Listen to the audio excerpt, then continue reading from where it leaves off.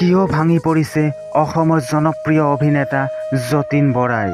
আচলতে কি হৈছে অভিনেতা যতীন বৰাৰ? বন্ধুসকল, সকলোখিনি কথা জানিবলৈ ভিডিঅ'টি অলপ স্কিপ নকৰাকৈ শেষলৈ চাই থাকিব। মই সকলোখিনি কথা জনাবলৈ চেষ্টা কৰিম। নমস্কাৰ বন্ধুসকল, কি খবৰ? আশা কৰোঁ সকলোৱে ভালে আছে। পুনৰ এটি নতুন ভিডিঅ'লৈ মই আপোনালোকক সকলোকে স্বাগতম জনাইছোঁ। বন্ধুসকল, মনৰ দুখতে কিয় এনেকৈ ক'লে অভিনেতা যতীন বৰাই? এগৰাকী পত্নী আৰু তেওঁৰ দুটা সন্তানৰ সৈতে সুখৰ সংসাৰ এখন, কিন্তু যতীন বৰাই হঠাতে কিয় ভাঙি পৰিছে? হঠাতে কি হ'ল যতীন বৰাৰ?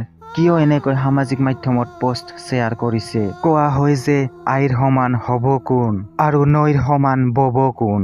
ঠিক তেনেধৰণৰ কথা আহি পৰিছে যতীন বৰাৰ ক্ষেত্ৰতো। যতীন বৰাই মাতৃক লৈ এটা পোষ্ট শ্বেয়াৰ কৰিছে। মৃত্যু হোৱা মাতৃক লৈ যতীন বৰাই লিখিলে যে, মা, কায়িকভাৱে আপুনি আজি আমাৰ মাজত নাই, কিন্তু আপোনাৰ মৰম আৰু আশীৰ্বাদ আমি সদায় অনুভৱ কৰোঁ। জীৱনৰ প্ৰতিটো খোজতে আপোনাৰ মৰমীয়াল কথাবোৰ মনত পৰে। আপুনি য'তেই আছে তাতেই ভালে থাকক। মা, আজি এই মৃত্যুৰ বাৰ্ষিকৰ দিনা আপোনালৈ বহুত শ্ৰদ্ধা আৰু মৰম যাচিছোঁ। বন্ধুসকল, এনেকৈ লিখিলে অভিনেতা যতীন বৰাই তেওঁৰ মাতৃলৈ, আৰু দুখ প্ৰকাশ কৰা দেখা গৈছে যতীন বৰাক। আপোনালোকে তেখেতৰ মাতৃক আত্মাৰ মুক্তি কামনা কৰিব।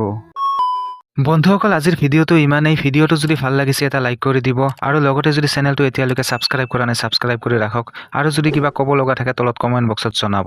ধন্যবাদ।